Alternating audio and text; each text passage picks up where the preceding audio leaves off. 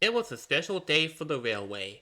We are here to launch the new rail line through the mountains of Sodor, Sir Topham Hatt announced. Today, we open the big bridge. What wonderful news, everyone cheered. The mountains were beautiful. The people of Sodor couldn't wait to visit them. Everyone wanted to see the big bridge. It had towers so high the tops touched the sky, and the valley beneath was so deep that when you were on the big bridge, you could barely see the ground. Thomas was excited about the new rail line. This really is a special day, he said happily. Then Henry chugged up to Thomas.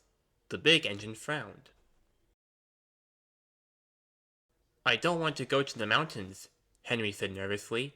It's windy up there. Very windy. Henry didn't like the wind. Henry didn't like rain, snow, or hail either. You're a big engine, Henry, Thomas said. You shouldn't be afraid of a little wind. But Henry was afraid, and that made Thomas a bit afraid too. Gordon, Henry, Thomas, hitch up your coaches, called Sir Topham Hatt. It's time for your first trip to the mountains. Percy and James were glad if they didn't have to go to the mountains. They were afraid to cross the big bridge too. There's nothing to be afraid of, Thomas insisted in a voice loud enough for Percy and James to hear. It will be easy to cross the big bridge. Thomas and Henry chugged to the platform. Gordon the express engine was already there. His coaches were full of passengers. Annie and Clarabelle were soon hitched behind Thomas. Hurry, they called. All aboard, cried the conductor.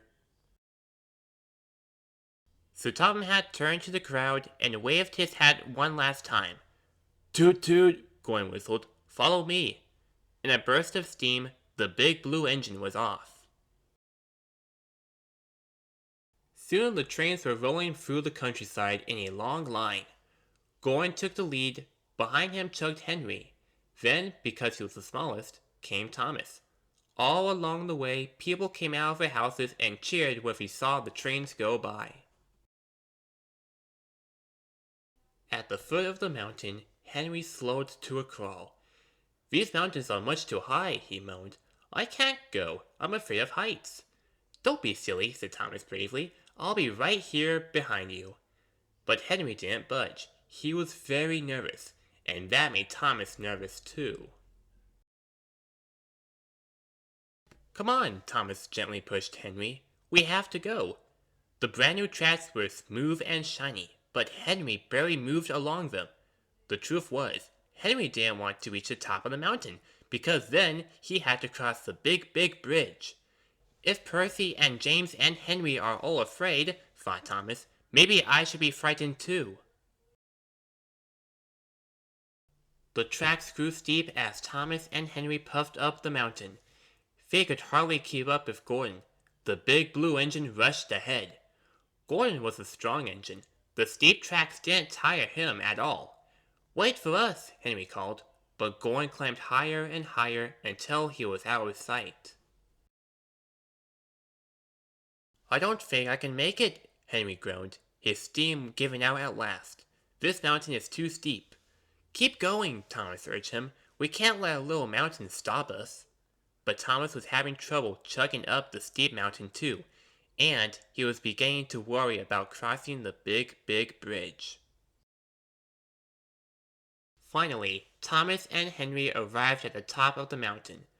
There it was, the big bridge, and it was high.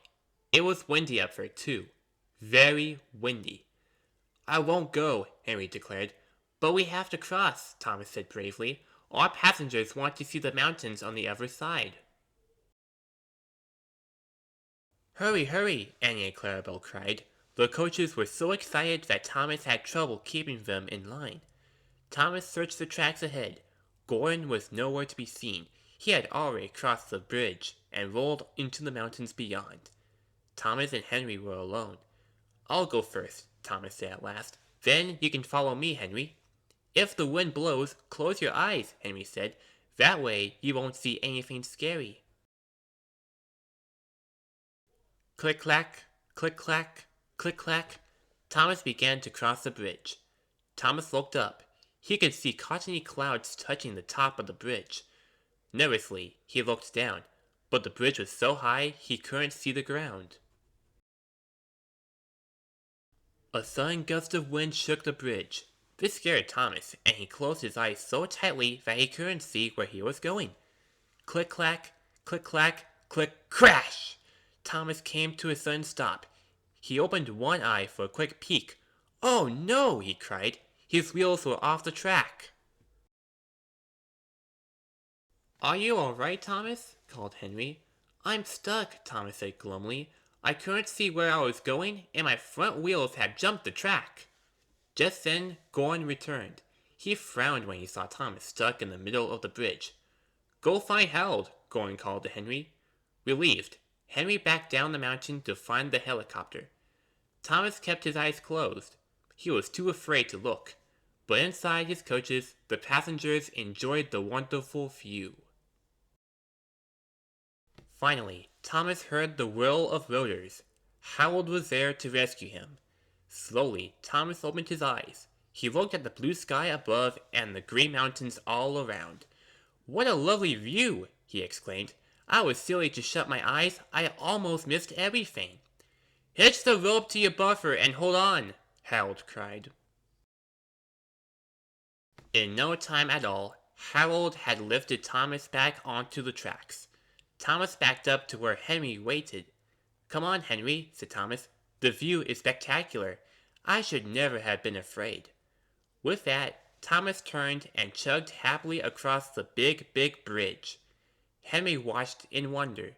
"If he's not afraid, maybe I shouldn't be either," Henry decided. Slowly, the big green engine made his way across the bridge too. Soon Thomas and Henry arrived at the station house. The mountains were really lovely. Everyone was happy to have seen them, but Thomas was the happiest one of all. He was proud that he had crossed the big bridge. The end.